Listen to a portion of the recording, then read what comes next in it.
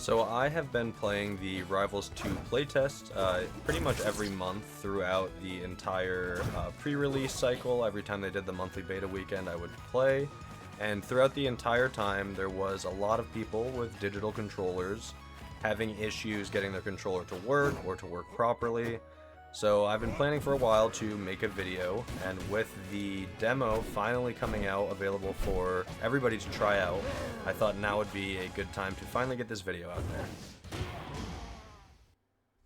Okay, so the first thing we need to do is to make sure the controller is recognized by Steam. If you open your Steam settings and go to the controller tab, you should have something in here, X input device, X input controller. So I've renamed mine. The other two here are from my analog keyboard, so we can ignore those.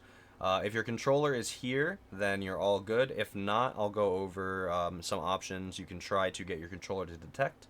But once your controller is registered in here, we are in a very good spot. So from there, you can use this to play any game on a digital controller, kind of remapping it. But for Rivals, you want to head over to specifically the properties for Rivals 2, head into controller, and we want to make sure that we have Steam input not disabled. So default settings or enable Steam input.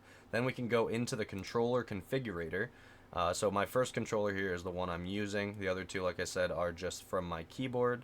So then we can go into the edit layout, and in here, for Rivals, we should have almost everything mapped. If not, we can go through and we can map this, but I believe it should have default mappings. So for the most part, we can leave this alone for now. Now that the controller is registered here, we should be fine to just go into Rivals.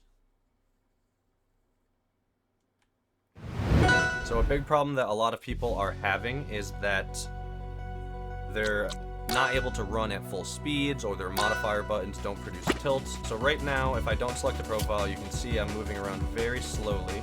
Make sure I'm in ultimate mode. So okay, now we're in ultimate mode. Moving around pretty slowly.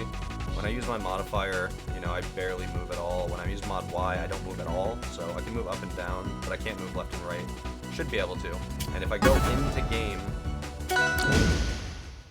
we'll see I'm not going to be moving at full speed.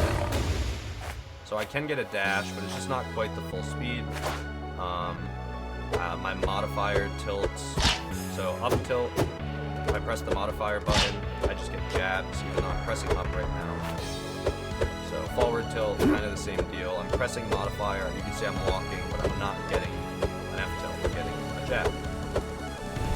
So the main reason for this is because of the gate that's set in whatever firmware you're using. So for ultimate mode, I've had the most success if we go into bindings, or no, sorry, we want to actually go into stick sensitivity. Lowering the dead zone to 50 will help you get your tilts out when you're using the modifier buttons. And then raising the left stick sensitivity to 125 should get you to your max values for your sprinting and everything else. Oh, this is new. That is fine. We have a different tag. I'll just put my tag so you can go into here and see I have those same values set. So now when I go in, hold the modifier button, I can get my F tilt, I can hold mod Y, I can get my up tilt. So obviously tap jump being disabled, or an option disabled, not as useful for up tilt. Still helpful at times, especially if you play melee. And then F tilt, you can see my slow walk here, and I do get my F tilt.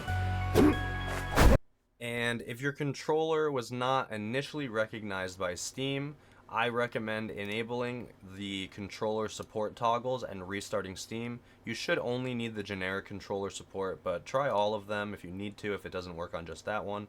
And then after you get back into Steam, you should have a recognized controller like this, but that tells you to begin the setup opposed to already being calibrated. So once you go into here, it'll have you press each button, so A, and then you press B, and then we go. So we're going to want to go with what this would be on a GameCube controller. So I just pressed my B button. I'm going to press one of my jump buttons, the other jump button. D-pad, we got to remember we're going to want to not bind our movement here, but we're going to bind the actual C buttons with both modifiers pressed if you're on a standard box style controller. So I'll do modifier buttons left, right, up, down.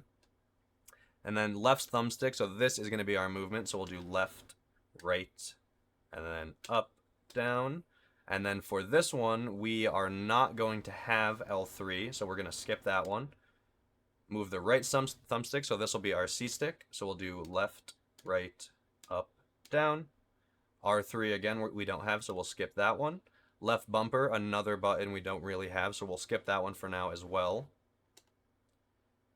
Left trigger, we'll do our left shield button. Right trigger, so R1 we're actually going to want to do Z, because this will be our grab button. R2 will be our right shield button. Back view share, so for this one we can also skip. Start we can bind, home we can skip, share we can skip, and then we should be all set.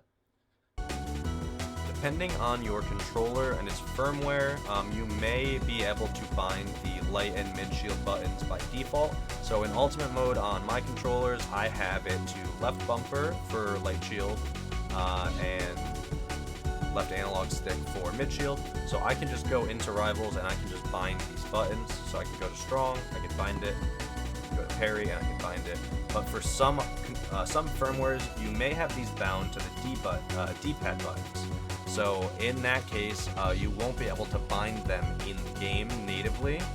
So I will show you what that looks like by breaking mine. So if I go to my left stick click and I change it to be D-pad up, and if I go to my left bumper right here and I change that to be D-pad down, now if I try to go back into Rivals, I can go to my controls and I can try to bind these, but I don't know if you can hear it. They are unbindable right now. This game does not allow you to bind the D-pad buttons to actions.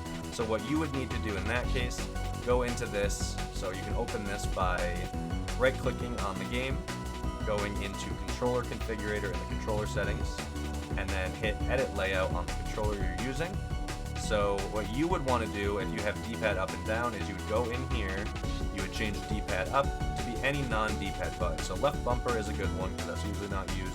And then either stick click will work for this. So I will go and unbreak mine so I can use it properly. But once you have this set up, you can bind these buttons. So as long as they're not set to be on the D-pad, and then let me fix this just in case. You should be able to go back in now. Now I should be all set after the game breaks to bind these buttons, no problem. Alright, so that should be about everything you need to get yourself playing Rivals 2 on almost any controller you have. If you've ran into any issues that I didn't directly cover in this, feel free to reach out to me on Discord. You can ping me in the Rivals Discord, or you can join my digital controller server and let me know if you're having any problems. But, you know, enjoy this free week, and I hope to see you guys playing Rivals a lot.